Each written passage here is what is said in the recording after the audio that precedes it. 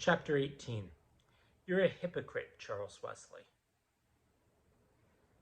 The Frederica episode had shattered more than Charles's health. It had shattered his faith in his fellow man. Worse still, his faith in himself. More than anything in the world, he now needed something to cling to. Perhaps he could find it in resumption of the methodical routine both he and John had practiced on shipboard before.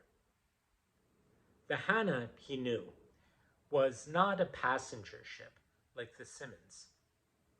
A great deal of her deck space was given over to pens of live animals, sheep and hogs and fowl of various descriptions. Therefore, when Charles looked around the tiny sitting room that first evening at sea, he certainly did not expect to find anyone he knew. To his surprise, however, he heard someone call his name. "Charles Wesley, by all that's holy, what are you doing on this modern Noah's Ark?" A young man came toward Charles with hand outstretched.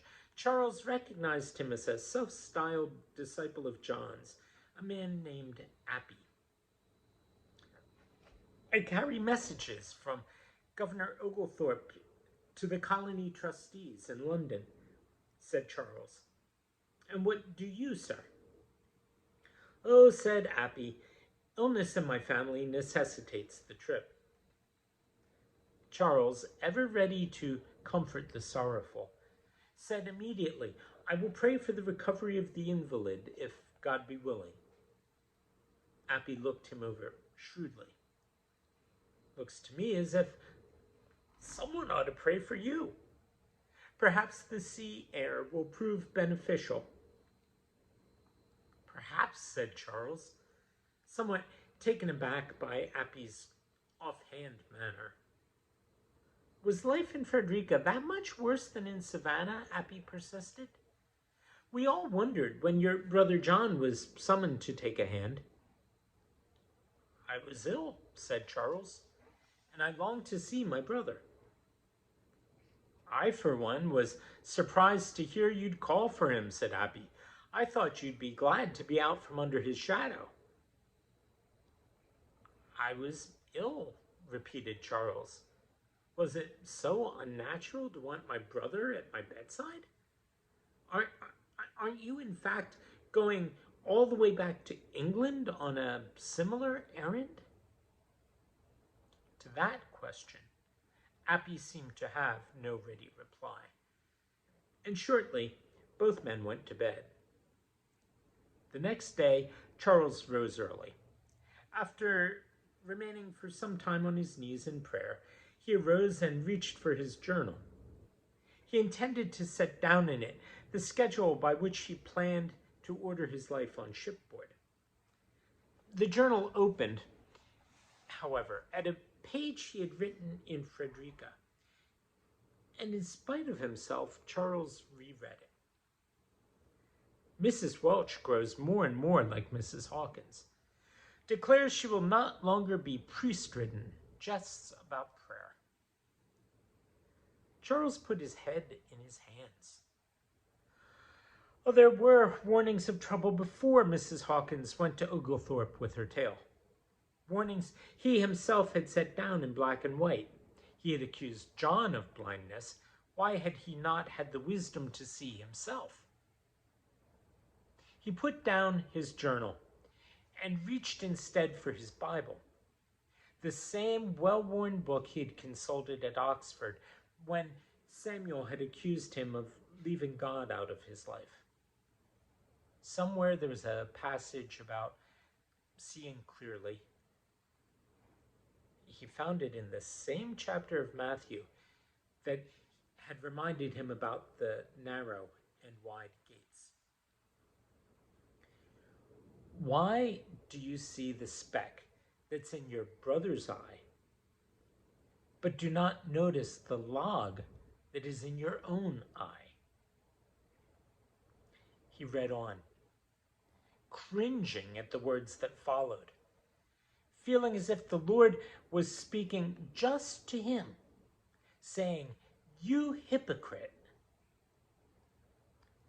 He closed the book, much chastened, and left the cabin to go in search of Appy. Perhaps with Appy he could have some uplifting conversation, since in Savannah Appy had claimed to be a follower of John's. For some days Appy seemed indeed to be just the companion Charles needed. He was willing to try the methodical life, even appeared to benefit by it. Charles began to feel as he had at Oxford, when another man was convinced and became a Holy Club member. One morning, he could not resist saying so. He set both hands on Appy's shoulders, feeling brotherly toward him. "Oh, my friend Charles," cried, "I know I will never cease to be grateful for the providence that placed us on the ship together." Appy twisted away from Charles's clasp. "Well, I've ceased now," he said. Charles looked honestly bewildered. "But we've had so many rewarding talks. Did I say something that offended you? I mean, I assure you, you offend me," cried Appy, bitterly.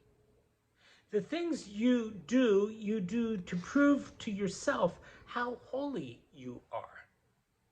Every time you say a prayer, every time you go without a meal in the name of fasting, every time you talk to me about the need for strict discipline in life, every time you do any of that, you think you're piling up stepping stones to heaven."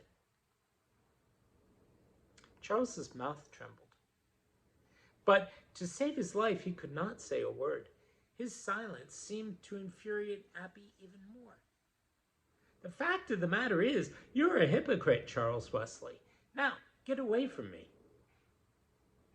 Charles walked away from Appy with the step of an ill man.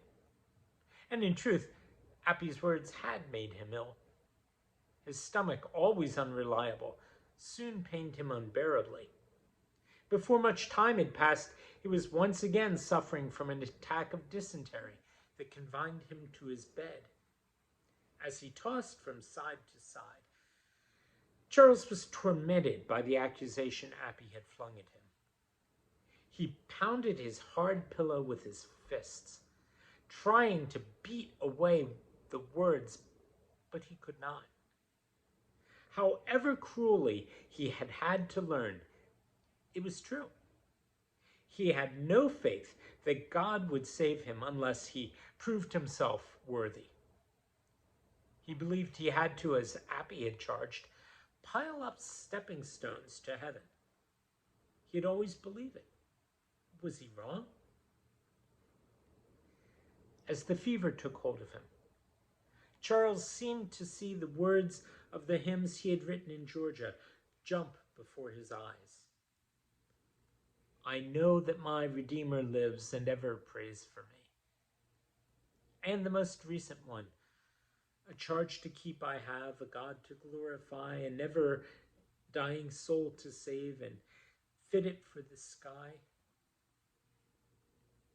Charles wept because he had written those words. He knew they should be so, but he did not feel that God had any reason to care for him. A hypocrite. At last, Charles fell into an uneasy sleep. When he awoke, he was sure that he was dreaming. "Man the pumps!" came the cry. "Every able-bodied man among you, man the pumps!" He was not dreaming, though, for the Hannah was enduring a storm much like that which the Simmons had weathered. The Hannah, though, was far less seaworthy, and her captain, Charles knew, was more often drunk than sober. "I have to take my turn at the pumps," Charles told himself, though his teeth were chattering, and at the same time he was perspiring profusely. "Even if it kills me, I must go." Down into the bowels of the ship he went, to find that the water was already waist deep. A few men passengers were already there, helping the seamen at the pumps. As Charles grabbed a handle, a rat came swimming by. One of the sailors made an obscene remark to him, but Charles hardly credited what was said. The men worked only half-heartedly, and the water continued to rise. In his despair, Charles thought of the similar scene in the Simmons, and he remembered the Moravian bishop. His heart lifted, and suddenly he was able to pray. "O Lord, give me the strength to do what must be done." Then he began to sing the songs that had brought hope to him when the Moravians sang them. The men about him at first seemed surprised that anyone could think their situation a singing matter. Gradually, though, a few began timidly to join in, and soon they were all working with a will. The storm continued for almost a week. Then on November 13th, the weather suddenly cleared. The wind died completely, and the ship lay motionless on a glassy sea. The seamen rejoiced at the chance to mend the shredded sails and repair the leaks. Charles rejoiced to watch them go about their chores with a song on their lips, a song he had taught them. Just as they finished their work, the calm gave way to a fair wind. The sails filled, there was singing in the rigging once more, and the ship again was under way for England. On Friday, December 3rd, 1736, the Hannah put into port at Deal, England. When Charles reached shore, he fell to his knees. "Oh, bless the hand that hath guided us through such inextricable mazes," he cried. It was the first time that he had really given thanks from the depths of his heart.